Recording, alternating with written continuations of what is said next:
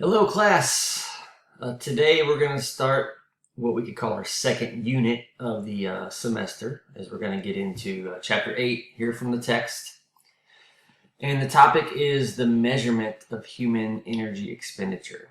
So up to now, we really just gave a lot of background on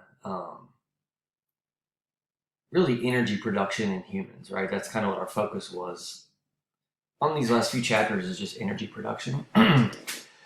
Excuse me. So in exercise physiology, though, what we really want to do is measure energy expenditure, and with those numbers we get, we're going to do things with, right? I know that's a very general explanation, but just bear with me for right now, okay? So this chapter is going to introduce this concept. Originally, I had a lab scheduled to do with this chapter, but once I got to looking at the next several chapters, I reorganized things a little bit on the syllabus. So for this chapter, we're not doing a lab. We're going to just do the critical thinking assignment as we've done, and then we'll start with the labs next week with chapter 9. Okay, and I think you all will really like those because in my lab at the University of Louisville, we filmed a bunch of different activities, and I'm going to post those videos, and I'll give you some data sheets that you'll have access to, and you'll watch the lab video, record the data, and analyze it. So I think it'll be a fun, different activity for you. But we need to learn about how we measure energy expenditure before we can do those labs. So that's what we're going to do today, okay? Now, as we have talked about, energy is not created or destroyed. It is transformed from one form to another. Now, unfortunately for a human body is a very inefficient machine, which means the energy that we use and harness in ATP, not all of that energy goes towards the production of work. Only about 25 to 35% of the energy liberated when ATP is split apart actually goes towards the production of work, okay? The remaining 75 to 66% just gets converted to heat, okay? And what we can kind of say is that energy is wasted because that energy doesn't directly lead to muscle contraction or the movement of an object, etc. It just turns into heat, and ultimately that heat just dissipates from our body, right? That's why when we're exercising, our body temperature elevates, and the heat just emanates from our body through sweat or through radiation, etc. If you've ever walked past somebody who is, had just got finished playing a basketball game, for example, you could feel the heat coming off that person, right? And that's just shows us how that energy that we released through ATP, a lot of it gets wasted as heat, okay? So being the ingenious organisms that humans are, it was determined that you could measure energy production in a human by measuring the amount of heat that their body lets off, okay? And the sort of field of science that they developed to measure heat transfer is known as calorimetry, okay? Now that word might sound familiar because it has the word calorie in it, okay? And calorie, as you see right above here, the calorie is the basic unit of heat measurement, okay? Now really quick, a calorie is a very, very small amount of energy. A kilocalorie is a larger unit. And even though we say calorie and the word calorie is on food labels, etc., what we're really referring to is the kilocalorie, which a kilocalorie is 1,000 calories. So we tend to use the abbreviation kcals to express kilocalories, okay? And again, even though on the food label it says calorie, it really is kilocalorie. So don't be confused by those two terms. I'm going to probably use the abbreviation kcals a lot. And then when we do our lab next week, where we're talking about a resting metabolic rate, we will measure that number in kcals, okay? Okay, so back to calorimetry. Calorimetry can be used or carried out either directly or indirectly. So let's look at the difference between those two now.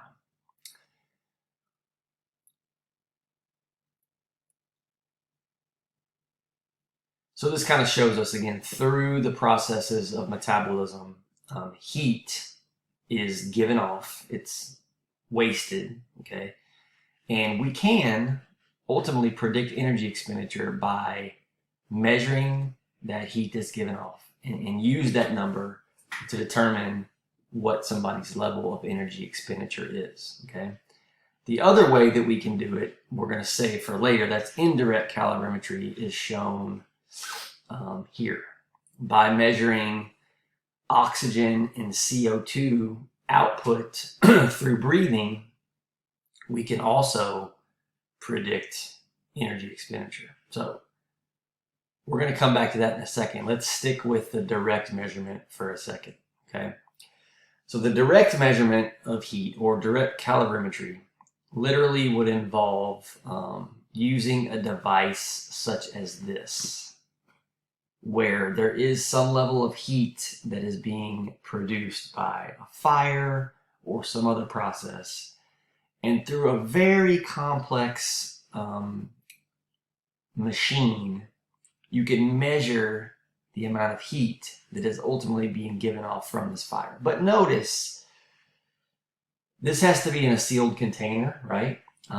Because all of the heat has to be channeled to this thermometer. Any that is given off to the environment is not going to be measured, right? Now, what that would look like for a person would be something like this, right? You would have to have somebody exercising inside this calorimeter, okay, in a sealed chamber, where again, all of the heat that is given off would basically heat up water, and then the temperature of that water would be measured coming out versus coming in, right? So water is let into the machine.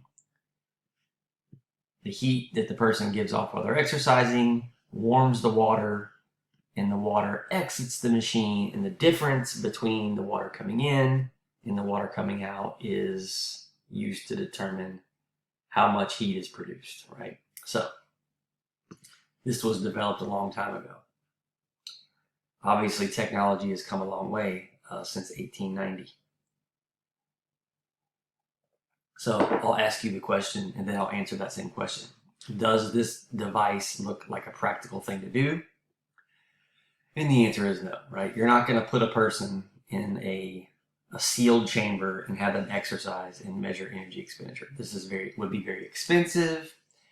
It's a very inefficient machine, which means there's so much equipment required to get, very little measurement and information out of it. So pretty quickly, direct calorimetry was gotten rid of. So instead, scientists began to use and explore how they could use indirect calorimetry as a more efficient way to measure energy expenditure. Let me just jump back really quick and kind of show you graphically what indirect calorimetry does. So rather than directly measuring heat as direct calorimetry, what indirect calorimetry does is it predicts energy expenditure based upon the amount of oxygen consumed by the person and the amount of CO2 produced, okay? And this is chiefly done during exercise, but it can be done at rest as well, as we'll see next week. But just bear with me as I kind of talk about exercise. So when we're exercising, we're bringing oxygen in to our lungs. Some of that oxygen is being used to produce ATP. Some is then expired again, okay? But the main point is that we're expiring less than we bring in. So that percentage difference is what we're consuming, right? The as we exercise at a higher intensity, we consume more and more oxygen. So the difference between what we bring in and what we breathe out gets bigger, right? So our oxygen consumption increases. At the same time, even at rest, we're expiring, we're blowing out CO2. As we begin exercising with a higher and higher intensity, we begin to expire more and more CO2, right? So we're consuming oxygen during exercise and we're producing CO2, right? So what we do with indirect calorimetry is we calculate first how much oxygen and CO2 is being brought in to the person's lungs.